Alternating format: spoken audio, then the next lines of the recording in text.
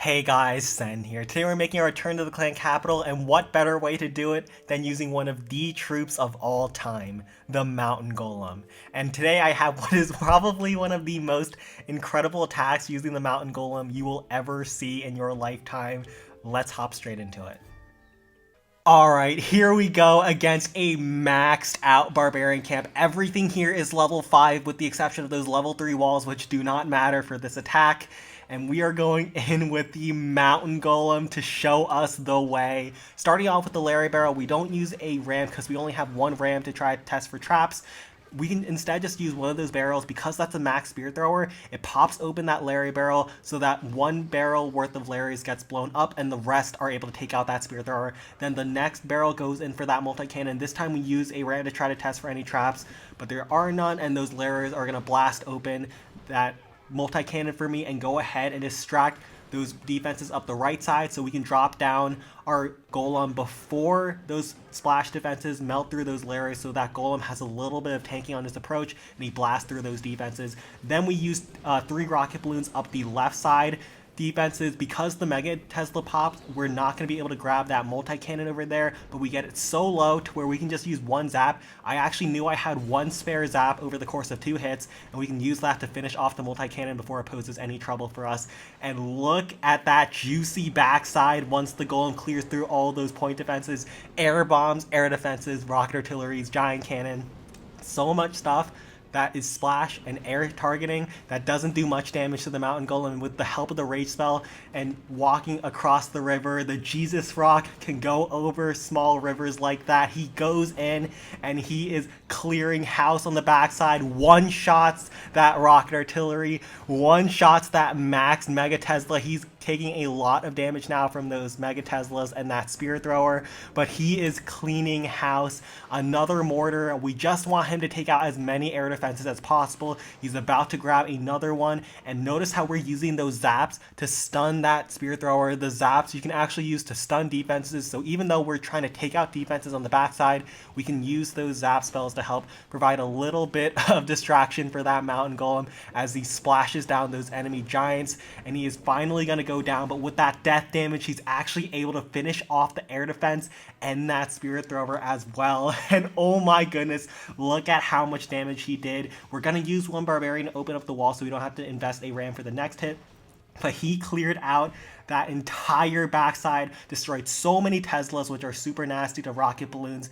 And so we are perfectly set up to try to take out this maxed out base in another attack. We finish up with our zaps that we have calculated before the first attack. We have 2 more left that we're going to finish off those bottom side spear thrower and rapid rocket. And we have a fortress that we can drop directly inside the rage spell to go in and finish off the air defense and the air bombs on the entry. I'm trying to wait for that rapid rocket to get distracted onto that flying fortress, but the fortress takes such a bad path outside of the rage towards the giant cannon that we just dropped down 1 pack of minions to distract the air bombs, and then 2 rocket balloons to blast through the rapid rocket, another rocket balloon to take out the air bombs, and we have cleared out all the defenses on the approach. But that fortress is so low. He dropped down that 1 ram to distract 1 shot from the Mega Hidden Tesla to keep those rocket balloons healthy, and luckily I did, because that air giant bomb popped on that pack of rocket balloons, and those rocket balloons would not have survived otherwise. But there's 1 more air defense left, and we have 1 or 2 more packs of rocket balloons. Now I was about to drop 2 rocket balloons on top of that cannon that the fortress is on so that they would go after the air defense afterwards, but I got low battery and I was not able to drop it down in time, and so those balloons wander off. But that flying fortress is locked onto his target, but he is about to fall, but those balloons are able to get there just in time to finish off that last air defense. That 1 rocket balloon down south split off from the rest of the pack is perfect, because that's going to help me out with cleanup and making sure that I do not time fail against this base, because we don't have any minions left. We use those minions to tank for the air bombs, distract for the rocket balloons, and even though this base was maxed and also had a couple of air traps, we were able to take it out with the Mountain Golem. Oh my goodness, this was wild. And I know this channel is about the big brain plays, and I've noticed that I have not done the biggest brain play in the clan capital yet on here. And this is it, sending in the Mountain Golem first play straight into an Inferno Tower and 2 enemy super dragons. First things first, we drop down the mountain golem, we drop down that rage to lead him inside the base so that he can do work. Once he starts getting locked onto the Inferno Tower, we have some hog gliders to try to stun that thing. The Inferno Tower, when it's fully charged, especially when it's leveled up like that, is going to rip through your mountain golem. So we're going to periodically stun those, and some of those hogs are even inside the rage spell to do a lot of damage. So afterwards, we'll drop down 1 more hog to finish off the Inferno Tower as the mountain golem is distracting everything, and we've got 2 enemy super dragons on top of the golem. So that golem is going to get ripped to shreds, but we have dropped down 2 graveyards on 2 of those backside posts. One of them is being covered by a bomb tower, which is going to take out those Larrys super fast, but the other one is pretty exposed and basically has nothing covering it, so those Larrys are easily able to finish off that 1 post back there. And we are also able to grab that post in the middle like so, and there's only 2 posts left that we haven't broken open. Or actually, there's a third in the middle, but we can easily access that with archers on the second hit, and we have some hogs that we saved up to go up the right side to take out some of those defenses that are super exposed over there, and also pull over some of those dragons. So we get those dragons away from the graveyard spells, because you'll notice that it's going to be really hard to pull the dragons on the second hit when the graveyard spells are spawning those Larrys as my troops start dying. But now, even though we've taken out all the posts and a lot of defenses, we still have to make sure we kill those dragons, because a single dragon on Dragon Cliffs can rip apart your entire army. So we zap down the rest of those posts, 1 pack of archers to finish off that last post. And now we actually were not able to zap down the post up top because we brought 1 too few zaps, but we just finished that off with a couple of rams and some barbarians to go ahead to grab that 1 swing against the post. But you know what I'm about to do, because I've done this on the channel a couple times before, but we are trying to group all those dragons together so we can use those 2 super dragons that we have in our army camps to try to take those things out. This is so hard to do. Do not try this at home. The timing is so difficult, especially when you're actually trying to do the dragon kill, because using those rams to distract those dragons so your dragons don't get hit is super tight. The window is so slim, and you will mess up so many times, and when you do, there's going to be 6 angry dragons firing at your hogs or balloons or whatever else you're using to try to finish off the base. But once those dragons melt through those enemy super dragons just like that, that is so satisfying. Because there's no wizard towers where the graveyards were, we actually get a bunch of air Larrys that spawn, because enemy troops dying also counts towards graveyard spell for some unknown godly reason, and those Larrys can do a bunch of work. We have 3 hogs going down south to finish off the air bombs and go after the enemy Inferno Tower, as well as take out the air defense. And we had some rocket balloons on the top side air defense to take that thing out, and the middle air defense actually got taken out by 1 of those graveyard spells, and there are no more air defenses left on the base. We have troops going around everywhere, rocket balloons, super dragons that we were able to keep alive with those rams, and some hog raiders to take out the remaining defenses, and we just used a mountain golem first play to take out a Dragon Cliffs.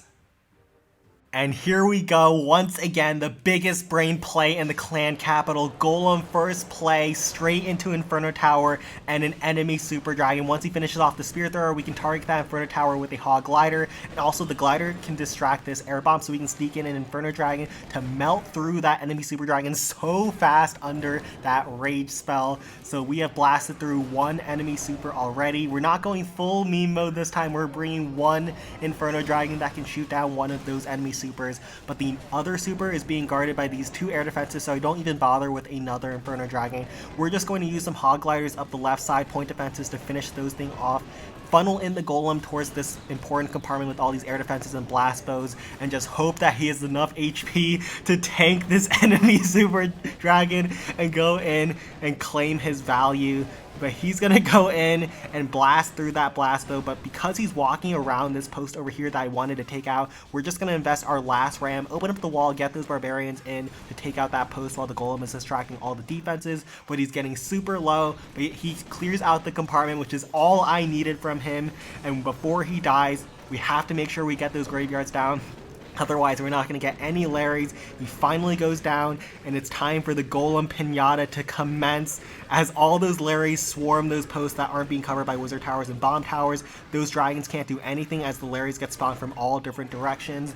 And we have cleared out all but 2 of the posts that we can just zap down on the second attack. Now it is time. We zap down those last posts. We dropped the 4 zaps on the bottom post because we could get an air defense over here, but we can't get much over there. We can actually finish off the Wizard Tower because it was low from the Golem death damage, and it's time to go. We drop down the first Barbarian. He gets zapped down, unfortunately, and because those Larry spawn and we don't have another Barbarian down in time, those dragons start flying back. That is why this is so difficult when you have the graveyard spells down. You have to make sure you have a troop down at all times, and those dragons are in all different directions, but you're going to see how I'm able to get this done. By the way, when I drop down those zaps, if you rewind it, the replay ended in 3 minutes 0 seconds, so literally every second is counting here, and we've already spent 45 seconds and we still haven't gotten all the dragons in one place. We're using those rams, those sacrificial rams and those barbarians inside to die for the greater cause, to get all those dragons grouped up. This final dragon over here is going to get grouped up as this ram goes ahead, opens up the wall, and those barbarians inside are going to clear some trash buildings. But there's 5 angry dragons after those poor little barbarians, and they're going to die. Once the rest of those barbarians dying out, we drop down the next ram to go after these walls. I love pulling the dragons when I'm doing something crazy like this to hook around like one of these big boulders over here in the middle. The ram hooks around as the dragons stand over top of the boulders, and so the dragons can stand in one place as the rams just hook around the walls, and slowly but surely, look at all that dragon HP get melted through. Those Larrys start spawning. We have some rocket balloons to finish off the Inferno Tower and go after this air defense over here, and those Larrys are going to take out some spear throwers and distract some of those other spear throwers so that my rocket balloons can go ahead and take out so many defenses on the backside. There's one more air defense over here that we use a ram and a barbarian to try to take out, and that one barbarian has just enough juice in him to take out that spirit thrower over there. And luckily for me, my super dragons actually split in different directions to clear trash all across the base so that I save a ton of time, because every second counted on this attack. Do not try this at home. If we did one thing just a little bit worse on this hit, if we took just a tiny bit longer to group all those dragons left on the base, we would have time failed. But luckily for us, we have 30 seconds left, and it is just enough for those 10 movement speed dragons to fly across this giant clan capital map. I don't know who designed the troops to be so slow and the maps to be so big, but we have just enough to finish this thing off and grab another Golem first play 2-shot against a Dragon Cliffs. Don't try this at home. And it's time for one last hit against a Builder's Workshop, and I notice on this base 3 air bombs, a blast boat, and a wizard tower are grouped in this middle compartment over here. That's not being covered by too many point defenses or ground targeting point defenses on the entry, and the other 2 splash defenses or that target air are over here. And I think you know what the plan is if you've been around the channel enough. We're sending in the ram to try to test for any zap traps, because this is Builder's Workshops and this looks like a pretty prime place for any zap traps. But afterwards, we drop down the golem to go ahead, slowly waddle towards this blast boat compartment, and as he starts taking these multi-mortars and these splash defenses, we're going to drop down our rams as well as our Larry barrels to go ahead and rip through all of these bottom defenses over here. The rams go ahead to test for any traps, and the Larrys go ahead and just overwhelm all these point defenses. But I was hoping that the mountain golem would open up this wall over here so that I could send in a barbarian to take out this trash building and funnel him inside to this blast bow.